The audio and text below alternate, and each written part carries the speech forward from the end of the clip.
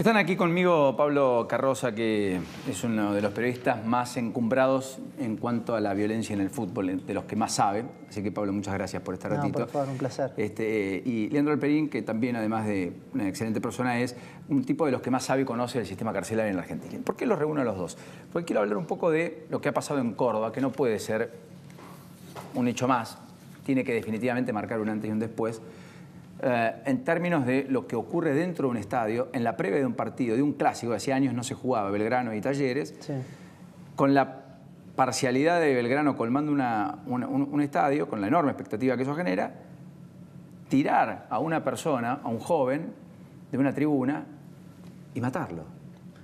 Sí, yo no vi nunca nada parecido en el tiempo que llevo investigando esta cuestión de Barra Bravas.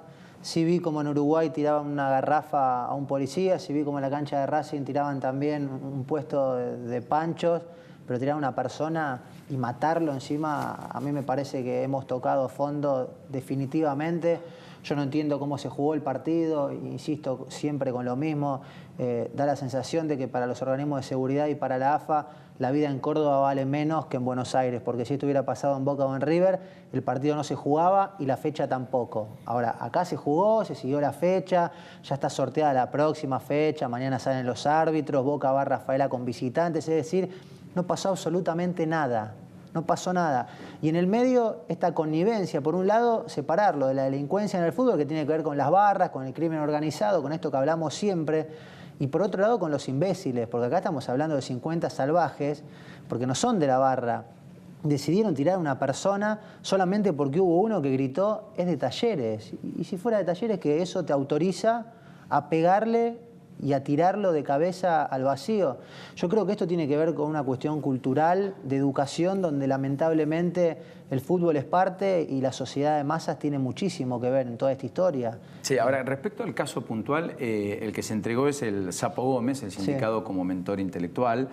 La abogada dijo, la entregó la abogada en la fiscalía, la abogada dice, miren, en las imágenes no aparece, tenemos nuestros propios testigos, porque el padre de quien muere de Balbo, de Manuel, sale a sostener que le habían matado ya un hijo y que ahora le mata otro hijo, el mismo, sí, la misma persona, porque justamente Gómez estaba a punto de afrontar un juicio oral por haber, con una picada, en medio de una picada, mejor dicho, atropellado y matado a un hijo de 14 años del propio Raúl Balbo, que estaba totalmente acongojado por la situación.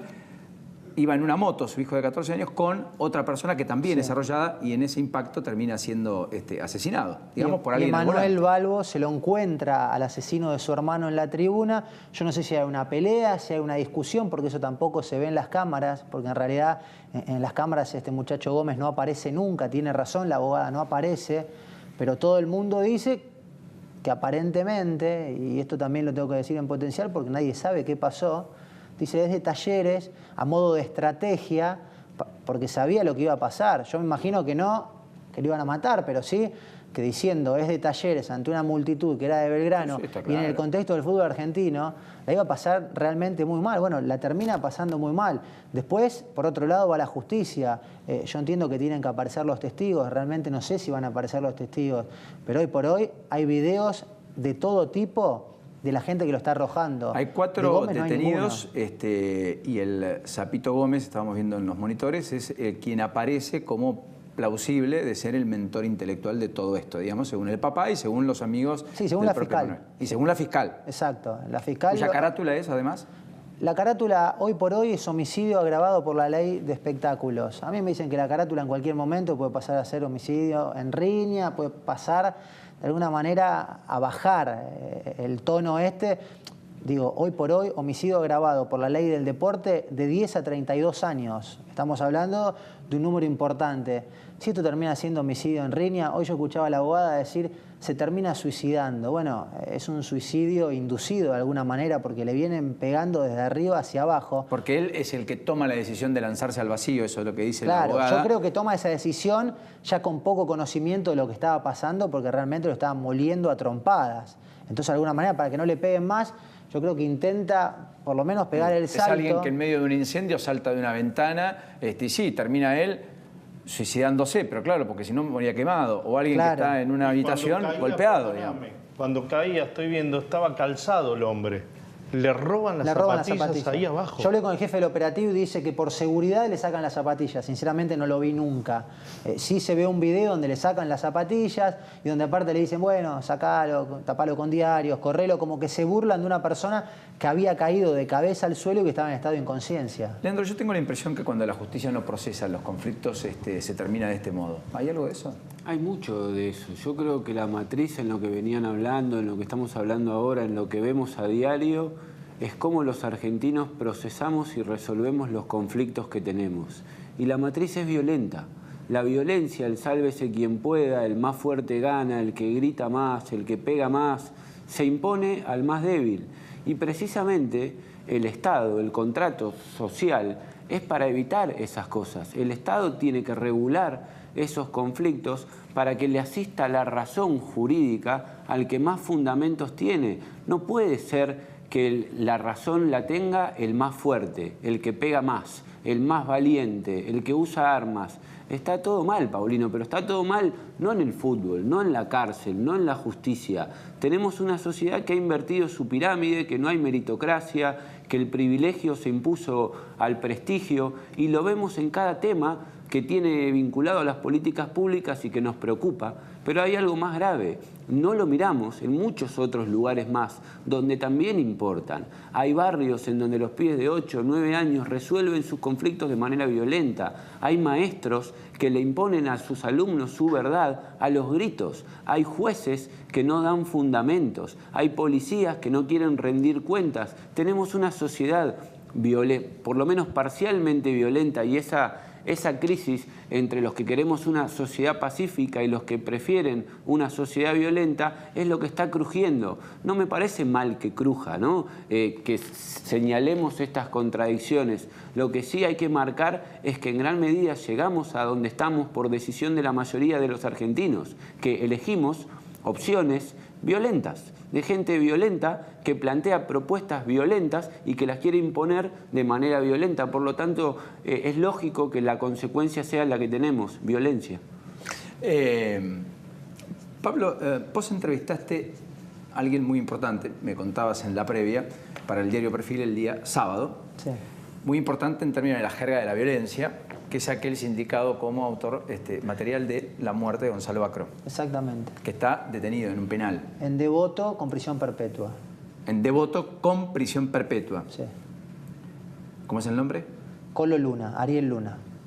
¿Qué te dijo él? Entre tantas barbaridades que... Me dijo un montón de cosas, siempre poniéndolo en contexto de que estamos hablando de un asesino y que estamos hablando de una persona condenada a prisión perpetua. En base a eso, dijo que Aguilar mandaba a matar gente, que Pasarela terminó de fundir a River, habló de jugadores, habló de la barra y de los pases de los jugadores, habló de política, que él se sentía un preso político, que el kirchnerismo lo utilizó a él por un montón de cosas vinculadas con River. Cuando Pasarela se termina aliando al kirchnerismo, habló en un momento también de Estiuso, de Aníbal Fernández, de Berni, de esto de exportar efedrina a México, 18 toneladas, lo que dijo en la nota.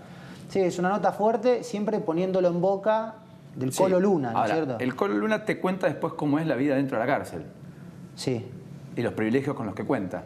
Sí, cuenta con muchos privilegios. Él está en un pabellón de estudiantes. Y bueno, en un pabellón de estudiantes. Exactamente. Es el centro universitario de Devoto, donde hay un montón de presos que terminan la secundaria, que estudian... Lo cual no está mal, en todos los casos está bien, digamos, porque es preferible que hagan eso, que puedan revincularse y cuando salgan puedan resocializarse. Ahora, ¿tiene celular? Hay mucha gente con celular, sí.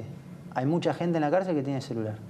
Hay mucha gente en la cárcel que tiene contactos políticos y que mandan a poner banderas. Por esto de la reforma de la ley penal, en la cancha Independiente el último fin de semana hubo una bandera muy importante apoyando a los presos de Devoto, y en la fecha anterior en Lanús, y hace 20 días en el estadio de Boca. Es decir, no cualquiera pone una bandera en el corazón de la barra de Boca. Bueno, evidentemente los presos de Devoto deben tener esos contactos para poder hacerlo. Te pregunto esto porque hoy en el penal de Devoto, pero en Coronda, en Santa Fe, en otros penales, hubo una revuelta de presos hubo fuego incluso en el penal de Devoto, se temieron cosas muy groseras. Aparentemente está todo medianamente controlado ahora, pero no se descartan nuevos episodios porque están protestando por esta vieja lógica que quiere imponer finalmente ahora el Congreso, que quedó pospuesta en diciembre por esta amenaza, porque era diciembre y porque algunos temían que algunos hechos pudieran ocasionar mucha inseguridad adicional, que es la idea de limitar las excarcelaciones y las libertades condicionales cuando se trate de presos por determinados delitos, que es lo que intenta el Frente Renovador imponer como debate legislativo. Cambiemos abrazó, Pichetto concedió, parece que va a tener discusión y que va a ser ley, que se va a aprobar en el Senado, y que además va a estar contemplada la reforma del Código Penal en Argentina, que podría entrar en vigencia ya en el transcurso probablemente del año que viene. Y entonces, claro, muchos de los que están allí no van a poder acceder a una libertad anticipada, pese a haber sido condenado a tantos años, 10, 15, 20, etc. La protesta es por eso nada más, y al mismo tiempo, ¿está bien discutir eso, Leandro? La protesta tiene que ver, sí, no solo por eso, ¿no? El proyecto de ley que tiene media sanción en diputados incorpora otras aristas, le da más poder al servicio penitenciario que el que tiene hoy. Hoy un juez, para resolver algún beneficio de un preso, tiene que tener en cuenta el dictamen del servicio penitenciario, tenerlo en cuenta. Si esta ley se aprueba, para que un juez resuelve, primero el servicio penitenciario va a tener que decir que le parece bien.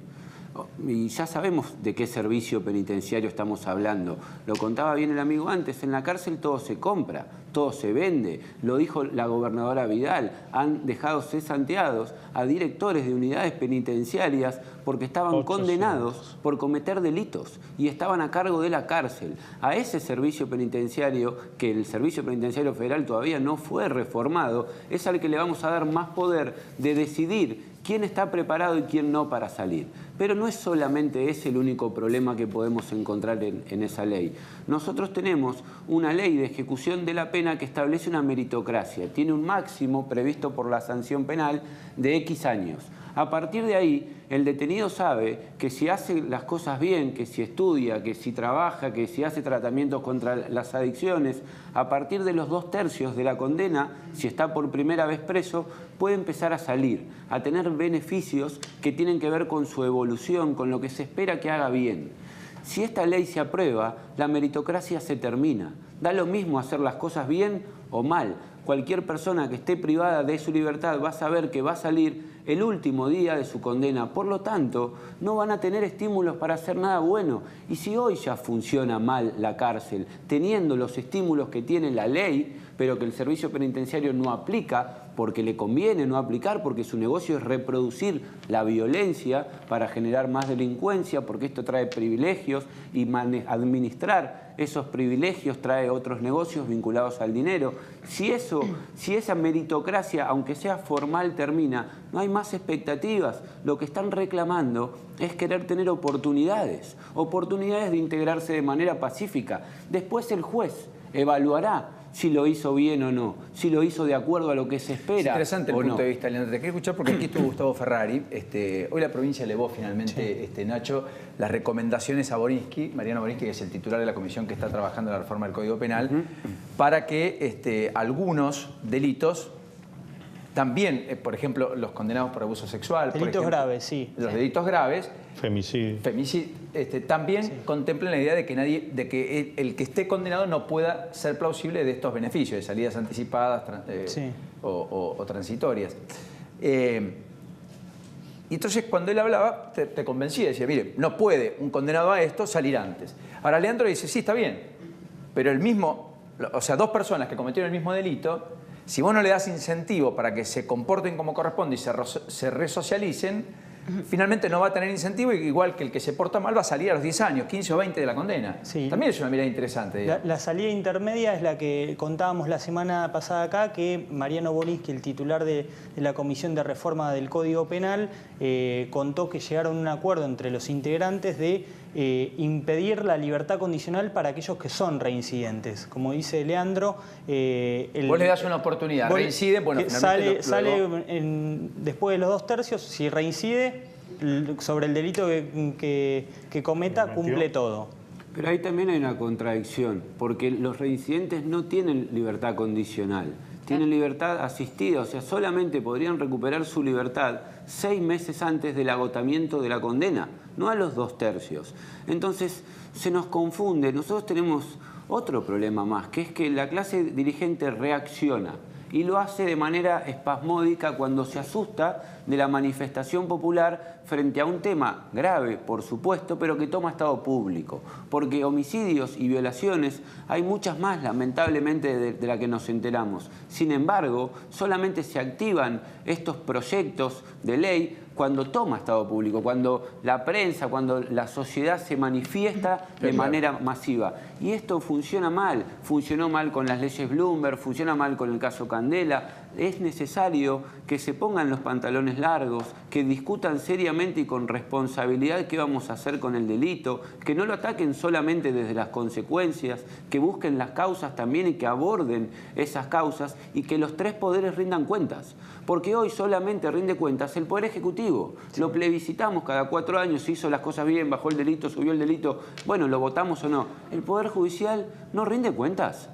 ¿Por qué es lo mismo el juez Rossi, que no tomó en cuenta ningún dictamen de nada, que no consultó a la víctima, cuando la ley prevé que tendría que haber consultado a la víctima, que no prestó atención al dictamen de su propio consejo profesional, del equipo que tenía en el juzgado, no solo el del servicio penitenciario, sino al de su equipo, que otros jueces, que por ahí también pueden liberar a alguien y esa persona reincidir, pero que van a ver al preso al lugar en donde están, que se preocupa porque trabaje, porque estudie, no son todos los mismos. El Poder Judicial tiene que rendir cuentas para que sepamos cuándo un juez trabaja bien y cuándo un juez trabaja mal. Y los legisladores, este proyecto que hoy estamos discutiendo ya está en vigencia en Santa Fe y ya está en vigencia en Mendoza.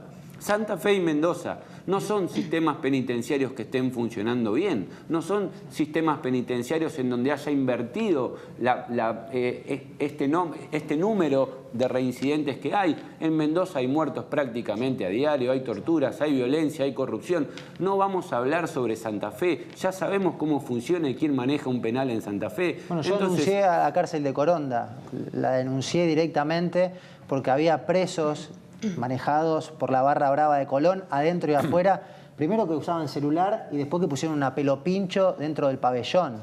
O sea, pusieron una pileta dentro del pabellón. Sí, el celular, con la connivencia. El celular está prohibido porque es un negocio que esté prohibido, ¿no? Porque eso le permite al servicio penitenciario aceptar quién tiene celular y quién no tiene celular. Y por lo tanto cobrar por eso. En Uruguay, por ejemplo, todos los presos tienen celulares. Yo estuve en una cárcel en Uruguay, Punta de Rieles, hace 2 semanas, y en donde los presos dicen qué teléfono es el suyo, declaran ese teléfono, hablan por ese teléfono, y si algo sale de ese teléfono fue esa persona.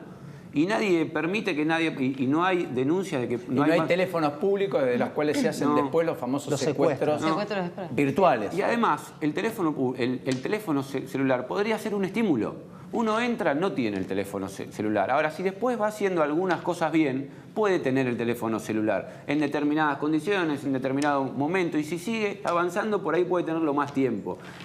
Hoy, la prohibición del uso del teléfono es de una época en la que no había teléfono celular. Cuando siguió prohibido, no es que había una explicación de por qué apareció el celular y no lo permitieron, no es que lo prohibieron. Correcto. Jacques Le Mans está marcando las 9:35 y teníamos un compromiso con usted, señor, que era liberarlo a las 9, pues se va a su programa. Exactamente. Así que, Pablo, lo último que quiero preguntarte antes de los consejos y demás publicitarios nuestros es, ¿vos entendés que esto, así como pasaron tantas cosas en el fútbol, después de la consternación que genera y las imágenes explícitas que hemos visto, no cambia absolutamente nada en el fútbol argentino, y pese a la reprimenda del comunicado oficial de la AFA, de las autoridades de Belgrano, y la eventual condena hasta judicial que puedan recibir los autores intelectuales y materiales de lo que pasó? Es todo maquillaje. Hoy le preguntaba a Tapia, a Raúl Balbo, qué necesita, y el padre de Manuel le decía: a mi hijo. Y eso Me parece que con eso está todo dicho. De acá en más, lamentablemente, las víctimas en el fútbol van a seguir aumentando y uno va a seguir desfilando por los programas y contando esta realidad, pero acá los únicos que se van a quedar con el dolor eterno son los familiares, porque un hijo fue a la cancha y un hijo no volvió de la cancha. Entonces, de ahí en más, yo creo que los comunicados no sirven para nada y entiendo también que no se puede seguir hipotecando la vida de la gente. Hay que parar el fútbol hasta no solucionar este tema, no se puede seguir jugando al fútbol y que lo entienda el futbolero. Y yo soy periodista, voy a la cancha y hay un montón de gente que vive en torno al fútbol, pero no se puede seguir jugando con la vida de la gente. Gracias, Pablo. Un placer. Leandro, gracias. Un placer. Hasta la próxima y gracias a ambos.